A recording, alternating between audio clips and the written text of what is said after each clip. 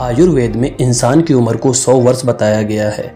यानी एक आम इंसान 100 वर्ष तक जिंदा रहता है और उसको 100 वर्ष तक जिंदा रहना भी चाहिए। मगर आजकल के इंसान 60 से 70 साल में ही भगवान को प्यारे हो जाते हैं। अगर कोई जीता भी है तो 50 साल के बाद जोड़ों में दर्द, हड्डियों की कमजोरी, हड्डियों का खोखला होना, दांतों में दर्द, दांतों का टूटना इत्यादि कई सारी कमियों की वजह से इंसान परेशान रहता है। कुल मिलाकर अगर इंसान की हड्डियां मजबूत हों तो वो 100 साल तक चुस्ती और फुर्ती के साथ बिना दर्द के अपना जीवन जी सकता है।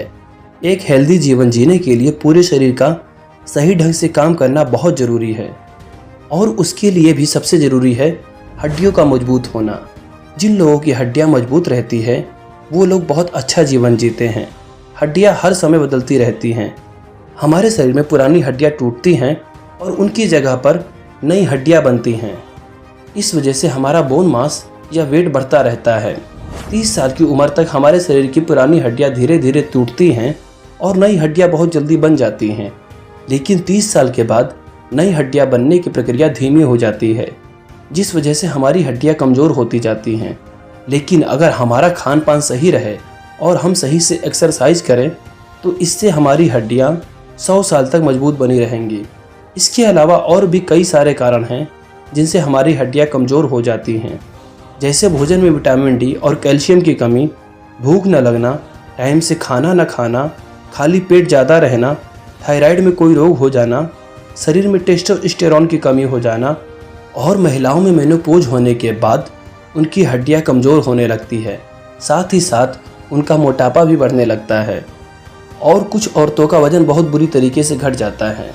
हड्डियों को मजबूत करने के तरीके। हड्डियों को मजबूत करने के लिए हम आपको यहाँ पर कुछ घरेलू और आयुर्वेदिक तरीके बता रहे हैं जिनको अपनाकर आप बहुत आसानी से और बहुत कम दामों में ही अपनी हड्डियों को मजबूत कर सकते हैं। तिल का सेवन करें। हर रोज़ 2 चम्मच तिल का सेवन जरूर करें। आप इसको लड्डू या चिक्की के रूप में भी खा सकते हैं। तिल में बहुत अच्छी मात्रा में कैल्शियम और फैटी एसिड्स पाया जाता है जो कि हमारी हड्डियों को मजबूत करता है। इसके अलावा अगर आप तिल के तेल से अपने पूरे शरीर की मालिश भी कर सकते हैं तो इससे मांसपेशियां और हड्डियों को पोषण मिलता है, जिससे आपकी मांसपेशियां और हड्डियां सख्त और मजबूत बनती हैं। जीरा का सेवन करें।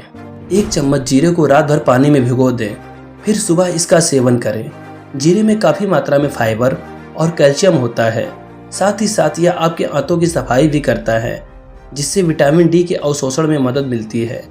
विटामिन डी कैल्शियम को हमारे शरीर में अवशोषित होने के लिए हमारी आंतों को अनुकूल बनाता है।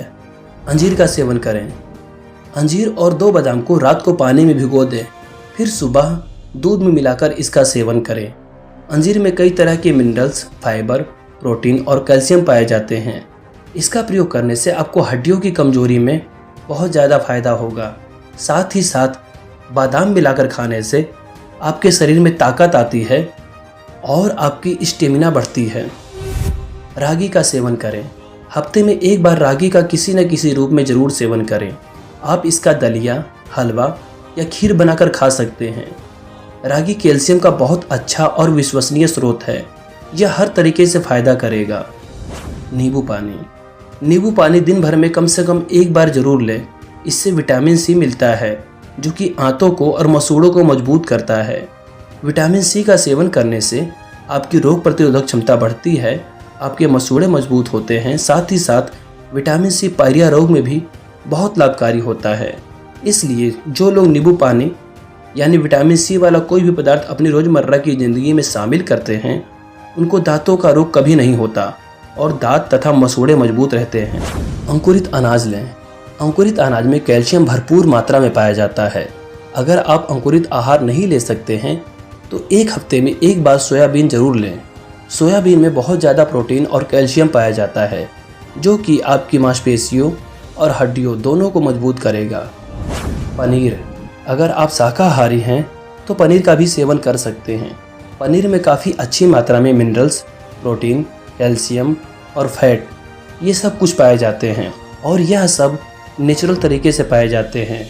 पनीर मांसपेशियों और हड्डियों के लिए बहुत फ़ायदेमंद साबित होता है।